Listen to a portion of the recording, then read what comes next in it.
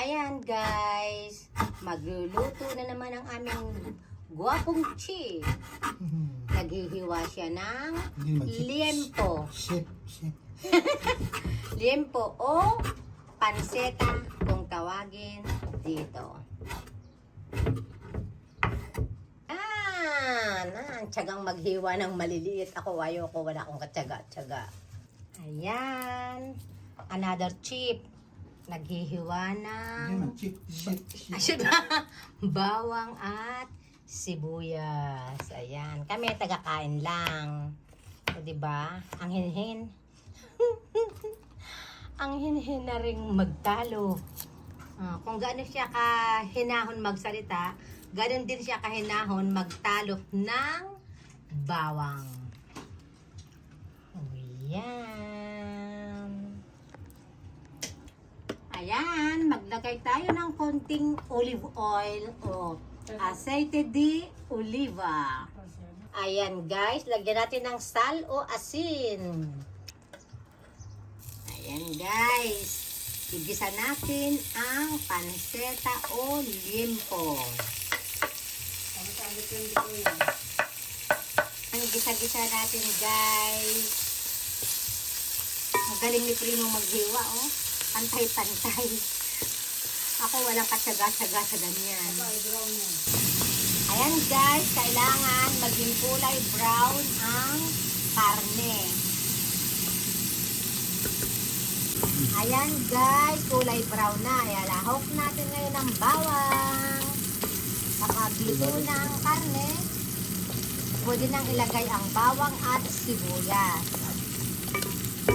Ayan. Walang tag-init sa amin. Dito guys, kapag tag-init, walang kumakain ng may sabaw. Pero dahil tayo'y Pilipino, mas masarap kung may sabaw pa rin. Kaya gagawa kami ng pasta fresca. Ayan. Pasta fresca guys. Lalagyan natin ng kaunting sabaw. Para masarap. Ayan guys. Luto na rin ang bawang at sibuyas.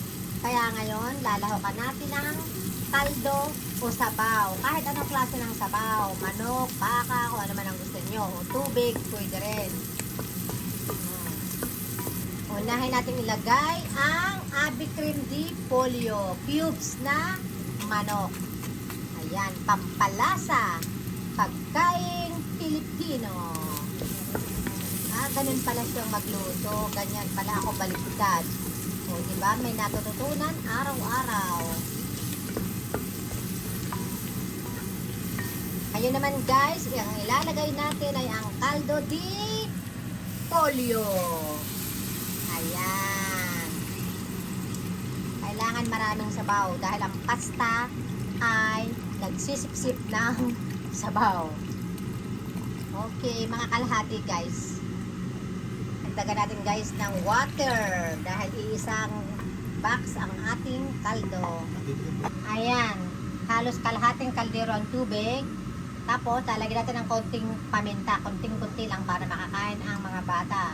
Pag kumulo yan, ilalagay na natin ang pasta fresca.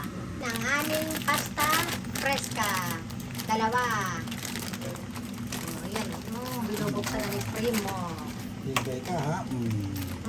Kala mo ha? Matibay din.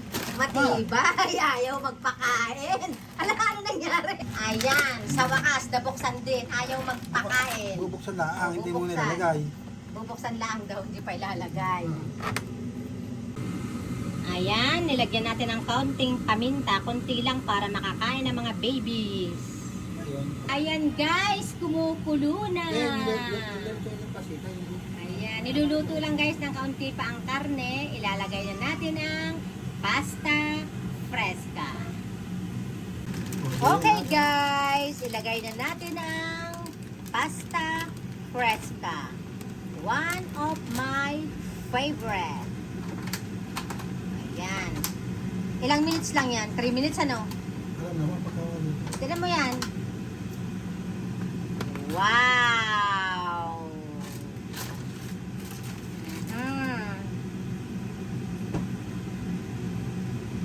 Ganda ng kulay ano? Di ba guys? Simple. Super easy. Easy menu. Mag-isa lang kayo guys ng bawang, sibuyas, panseta o liempo, and then lagyan nyo ng kaldo ng karne o pollo o manok, and then ayan, pag kumulo at malambot na ang karne, ilalagay natin ang pasta fresca, and 5 minutes luto na yan guys. Pag yan ay kumulo, 5 minutes lang, dahil ang panseta, ano tawag yan? Ang pasta ay fresco.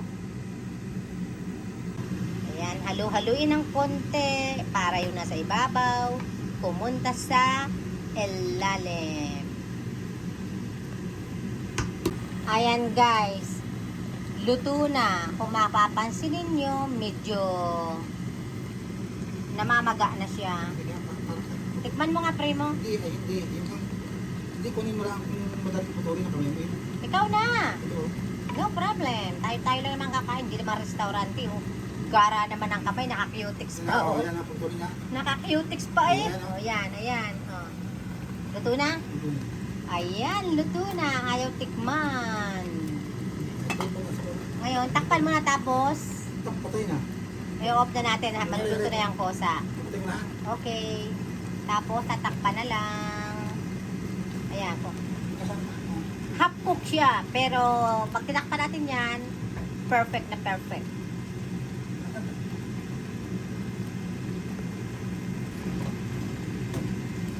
Okay. Pakawag natin. Yan. Pag open natin mamaya yan, kakain na. Ayan guys, luto na. Kita nyo guys, sakto lang pati ang sabaw. Ayan. Diba? Kain tayo guys. Kain tayo.